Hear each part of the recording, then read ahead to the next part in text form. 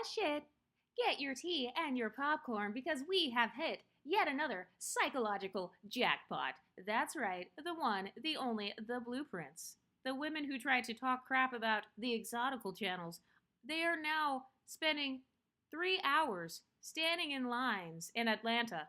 First, they were fighting over bundles, and I'll do a video about that one of these days, but they're standing in long lines so they can purchase $5 polyester crop tops from SHEIN. And this is part of why I say all their outrage about colorism, texturism, featureism, and racism is fake, because they will talk about how they feel excluded from society, but then they're rushing to go to these Chinese-owned stores like SHEIN. It's owned by a man from China, and we all know that there are a lot of countries in Asia that are notoriously racist and that are known for doing things like bleaching. So they talk all this shit on the internet. They have all this moral superiority on their YouTube channels. But if you look at the black community in real life, every chance they get, they are rushing to go to non-black companies to give away their money. They are sprinting and standing in long lines at malls and getting into altercations, fighting over $5 shirts so that they can get their date night outfit, so they can go compete with non-black women for the attention of non-black men, so they can create mixed race children, and then have the audacity to come on channels like mine and say that I'm a racist.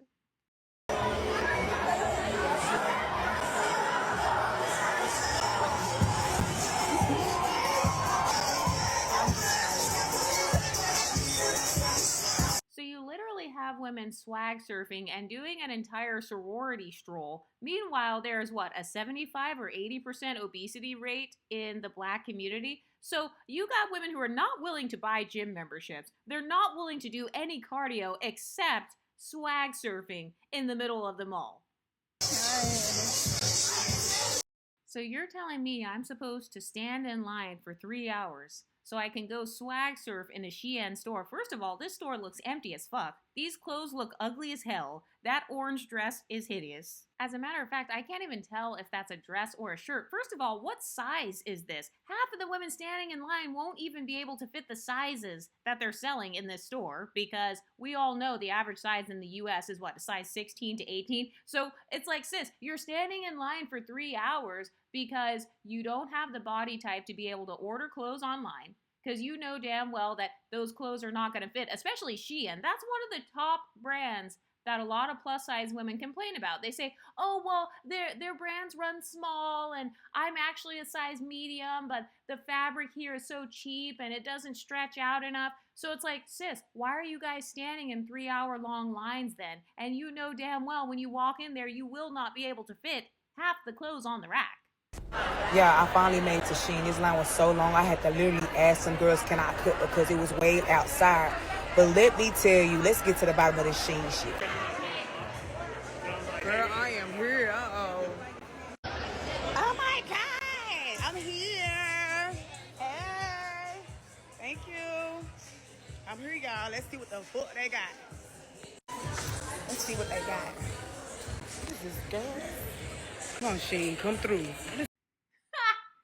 You're selling flannel long sleeve shirts and reflective hammer pants in the middle of August in Atlanta, Georgia.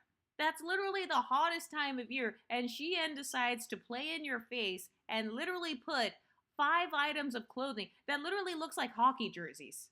And has anyone else noticed that if you look at the monocultural black community, I do feel like there's a lot of FOMO, fear of missing out on privilege, fear of missing out on what the rest of society is doing.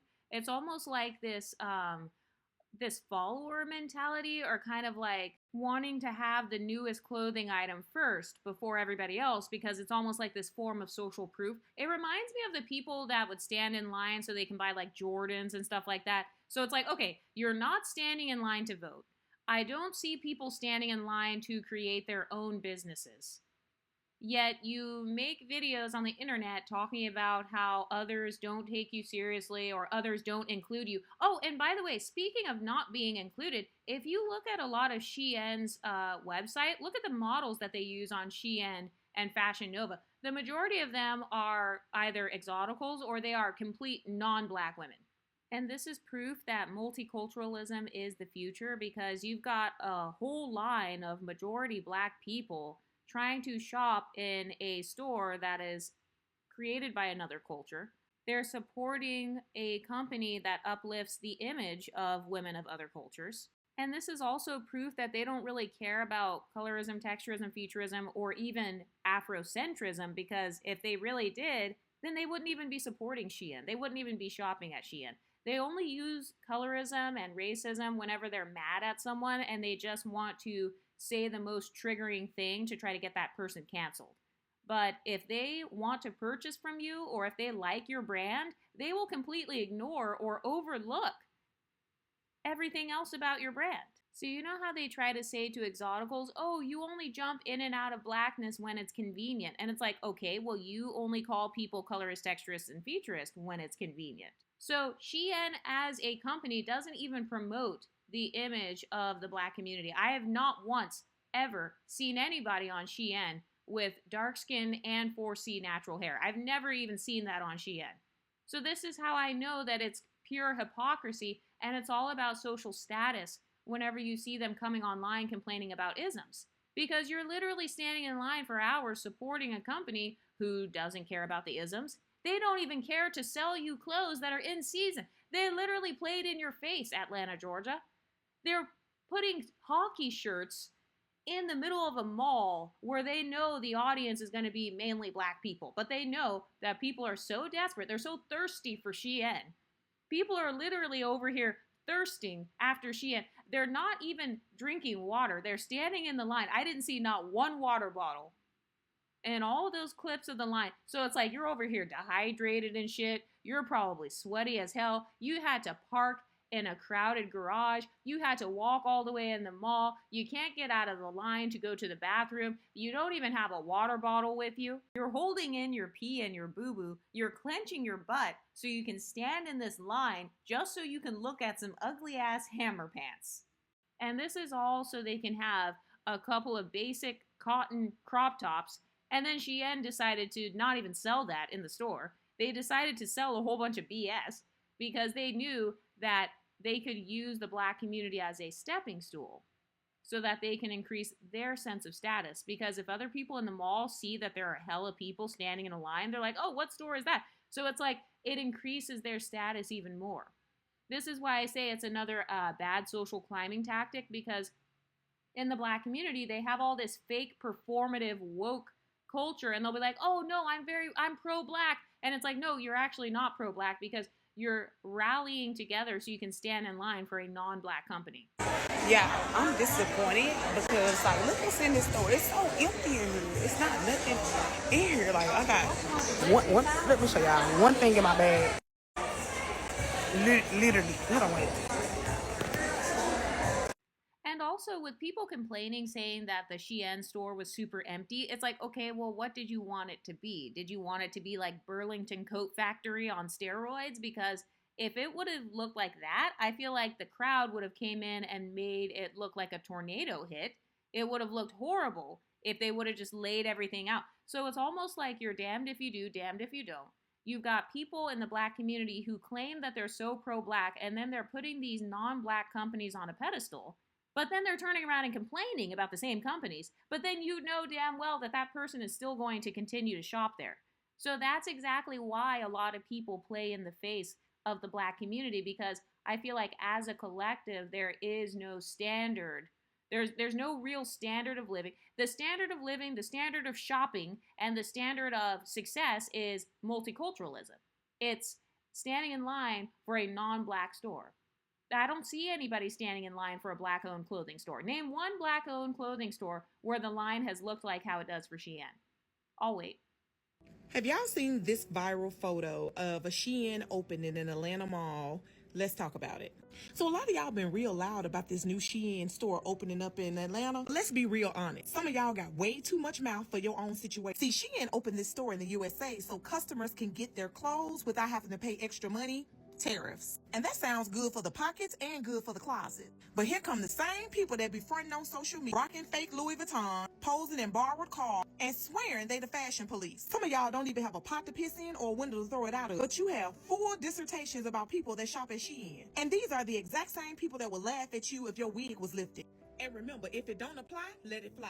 If your shoes were leaning to the side or your phone screen cracked, they love to play judge and jury when you're lacking in a certain area, but can't seem to find that same energy when they have gaps in their own life. It's wild. The hypocrisy is free. But y'all over here overdrafting every week. Newsflash, whether it's SHEIN, Chanel, or Walmart, people are going to shop within their budget. And as soon as you find out why that bothers you so much, maybe you'll start doing better in your own life. Forget all that cute stuff I was planning to do with y'all because I done got mad and I ain't in the mood no more because this SHEIN pop-up in Atlanta really made me mad. Starting with this monstrosity of a line. This entire process took me over 3 hours, y'all. This line was so long, but because I had got there at 10:15 and I wasn't down by the parking deck like all them other folks, I thought that I would have a little time, but honey, they was cutting the line. Folks were bum rushing the door, and by the time I got to the front, I was mad. I was very upset. I also wanted to highlight kind of this sunk cost fallacy. I notice a lot of people in the Black community tend to struggle with this. It's almost this identity where it's like you're gaining status through sacrifice. So you've got people who are willing to sacrifice their time. They're sacrificing 3 hours, and then they're sacrificing their money.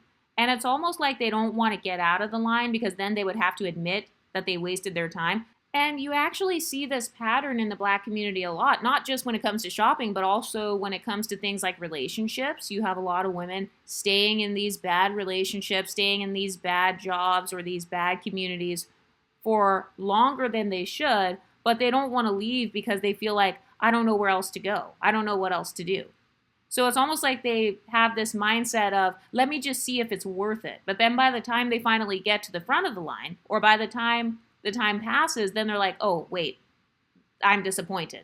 And also, let's be honest, only women with certain body types tend to be the main ones who feel like they have to go in the store and try things on. Because if you are naturally very in shape, if you don't have any extra fat or any awkward places on your body, you don't even have to go to the mall anymore. You don't have to go in there and actually try it on.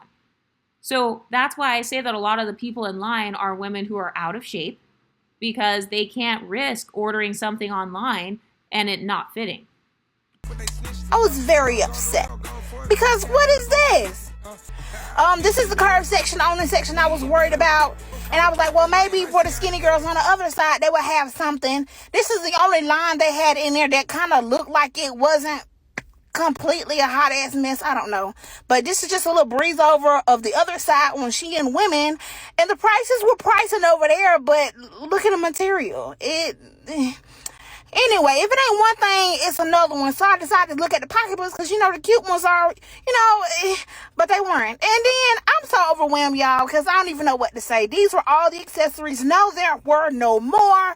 And baby, I was like, I got to leave here with something. And it's $650. And I was like, I'll spend $650 on a pair of earrings. And when I got to looking at that line and they were like, card only, no refunds, no exchanges, period, I was like, you know what? Let me take my black ass home. Also, I want to talk about the bad time management that has been normalized in certain communities because it's like, okay, so you can stand in line for 3 hours. If I were to take 3 hours of time right now, I could just go on the SHEIN app and I could browse thousands of clothing pieces right from the comfort of my home. So why would I get up, waste my gas money, drive, stand outside in the hot sun with no food or water just so I can say that I got to go into the SHEIN store? And a lot of this is so they can compete for the male gaze. Let's be honest, that's what a lot of it is. Because if you look at certain communities, there are some communities that are very male-centered. And SHEIN, because their clothes are stretchy, a lot of women will purchase things from SHEIN and Fashion Nova. They'll try to squeeze into a dress that's 2 sizes too small so they can convince themselves they're a size medium and not a size 2X. So a lot of this is women who want to be seen, they want to try to compete for the male gaze, or they want to feel like they fit in with other cultures.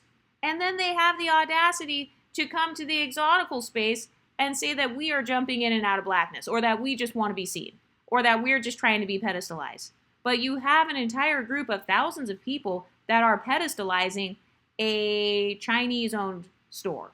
And don't get me wrong, I love Shein, but I would never actually stand outside in a line just so I could go into this store. I actually don't like malls in general. I don't really go to the mall just because of the demographics of people that tend to hang out at the mall. I'm not really a fan of it. It's inconvenient. The parking is inconvenient. The crowdedness, that's inconvenient. And then also the catcalling in the mall is insane. So I don't really even like going to malls because I get harassed too much when I go to the mall. But what do you ladies think? Let me know in the comment section and I'll talk to you next time. Stay pretty, ladies.